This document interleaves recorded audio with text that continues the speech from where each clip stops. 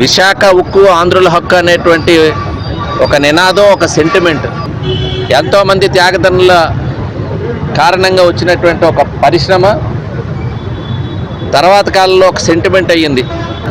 ఇది ప్రైవేట్ పరం అవుతుంది, నష్టాల్లో ఉంది, ప్లాంట్ మూసేస్తున్నారు లేకపోతే ప్రైవేట్ పరం చేస్తున్నారు అనేటువంటి ఒక అభద్రత మన ప్రాంతంలో ఉంది. చంద్రబాబు నాయుడు గారు ఆ రోజు కూడా ప్రతిపక్షంలో ఉన్నారు.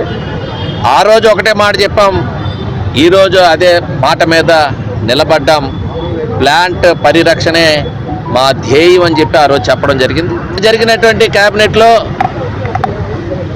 10,500 కోట్ల రూపాయలు మరలా మంజూరు చేస్తూ ఒక రివైవల్ ప్యాకేజ్ని, ఎందుకంటే ఇప్పుడు ఉండేటువంటి ఆర్థిక నష్టాలన్నీ కూడా అధిగమించడానికి మరలా ఫుల్ కెపాసిటీతో ఈ ప్లాంట్ రన్ అవ్వాలనేటువంటి ఉద్దేశంతో కేంద్రం అధికారిక ప్రకటన రేపెల్లులో జరగబోతున్న కారణంలో ఇది ఆమోదం పొందినటువంటి వెంటనే మా ప్లాంట్ ఎంప్లాయీస్లో కానివ్వండి, మన ప్రాంత ప్రజల్లో కానీ ఈ స్టీల్ ప్లాంట్ మరలా నిలబడుతుంది, ఈ స్టీల్ ప్లాంట్ మరలా పూర్వవైభవం తెచ్చుకుంటుంది అనేటువంటి భావం కలిగే విధంగా నిన్న జరిగిన ప్రకటన ప్రత్యేకంగా చంద్రబాబు నాయుడు గారి ద్వారా, రాష్ట్ర తెలుగు ప్రజల ద్వారా నరేంద్ర మోడీ గారికి ఈరోజు ధన్యవాదాలు తెలియజేస్తా ఉన్నాం.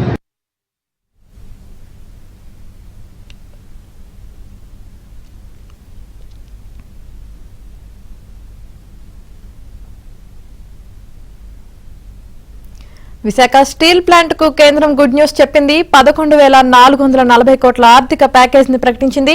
ఇక దీనికి సంబంధించి పూర్తి సమాచారం మా ప్రతినిధి రామకృష్ణ అందిస్తారు. రామకృష్ణ.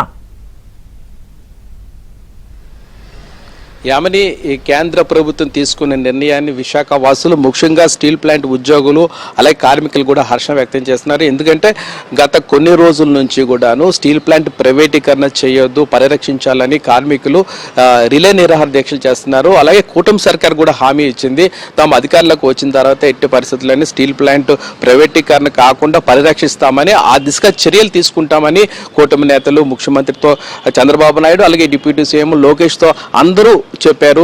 ఆ కృషి ఫలితంగానే ఈరోజు కేంద్ర కేబినెట్ కూడాను సుమారు 11,440 కోట్ల రూపాయల ఆ ప్యాకేజీని కూడా ప్రకటించారు. దీనికి కేంద్ర మంత్రివర్గం కూడా ఆమోదం ముద్ర లభించినట్లు తెలుస్తుంది. దీంతో విశాఖ వాసులు హర్షం వ్యక్తం చేస్తున్నారు. ముఖ్యంగా కార్మిక సంఘాలు, కార్మిక నేతలు అలాగే కూటమి నేతలు కూడా హర్షం వ్యక్తం చేస్తున్నారు.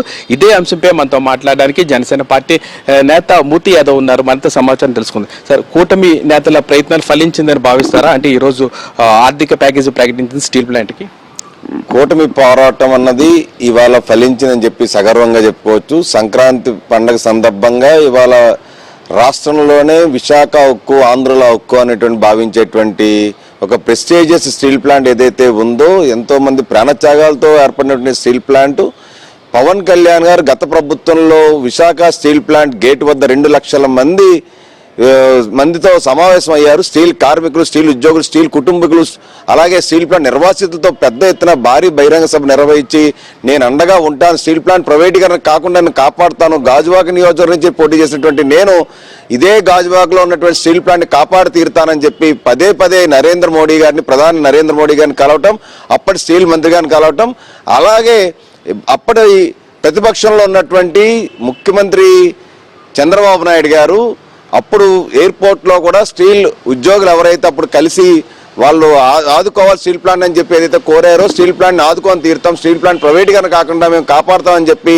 అప్పుడు చంద్రబాబు గారు ఇచ్చినటువంటి మాట కానీ, లేకపోతే యువగలంలో పాదయాత్రలో లోకేష్ గారు పాదయాత్ర ఏదైతే గాజువాకలో ముగిస్తున్నప్పుడు స్టీల్ ప్లాంట్ ఉద్యోగస్తులు అందరూ వచ్చి వాళ్ళ గోడు వెళ్ళబుచ్చుకొని ఇది విశాఖ ఉక్కు, ఆంధ్ర ఉక్కు యొక్క ప్రెస్టీజియస్ స్టీల్ ప్లాంట్ని కాపాడాలని చెప్పి ఏదైతే వాడు గోడును వెళ్ళబుచ్చుకున్నారో లోకేష్ గారు యువగలం పాదయాత్రలు ఇచ్చిన మాట ప్రకారం వీళ్ళ ముగ్గురు కలిసి ఇవాళ స్టీల్ ప్లాంట్కి ఇవాళ జడసత్వాలు తీసుకొచ్చారు.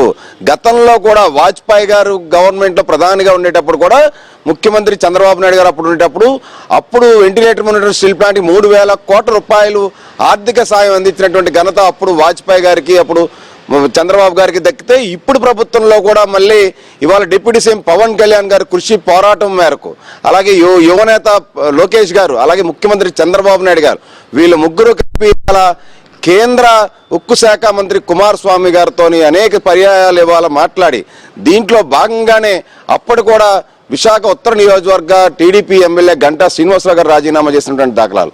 ఇప్పుడున్నటువంటి తెలుగుదేశం పార్టీ రాష్ట్ర అధ్యక్షులు పల్లా శ్రీనివాసరావు గారు అప్పుడు వారం రోజుల పాటు దీక్ష చేసినటువంటిది కానీ ఇప్పుడు గెలిచినటువంటి ఎంపీ భరత్ గారు అనేక పర్యాయ స్టీల్ ప్లాంట్ ఆదుకోవాలని చెప్పి పదే పదే పార్లమెంట్లోని అలాగే కేంద్ర మంత్రులతో వినపాలు ఇచ్చినటువంటివి కానీ ఇవన్నీ చూసినట్టయితే ఇప్పుడు 11,440 కోట్ల రూపాయలు స్టీల్ ప్లాంట్కి ఆర్థిక ప్యాకేజీ ఇవ్వటం అన్నది ఇవాళ ఇది చరిత్ర.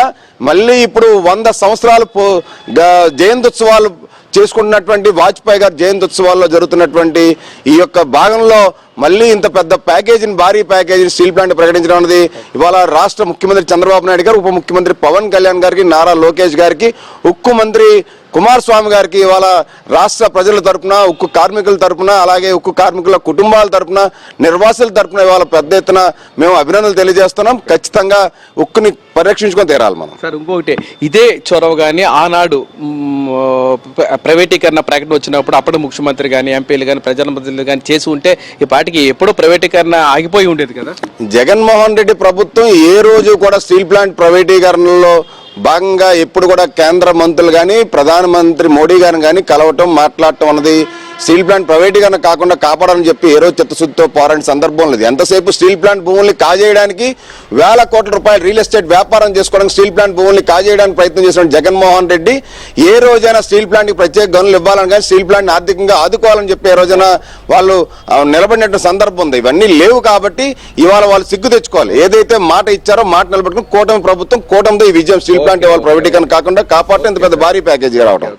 ఇది స్టీల్ ప్లాంట్ ప్రైవేటీకరణ కాకుండా ప్రత్యేక ఆర్థిక ప్యాకేజీ రావడానికి ప్రధాన కారణము కూటమి నేతలు, అలాగే ముఖ్యమంత్రి చంద్రబాబు నాయుడు, డిప్యూటీ సీఎం పవన్ కళ్యాణ్, మంత్రి నారా లోకేష్ చొరవ వల్లనే ఈరోజు ఇంత భారీగా ప్యాకేజీ వచ్చిందని కూటమి నేతలు హర్షం వ్యక్తం చేస్తున్నారు. Watch Hyderabad studio.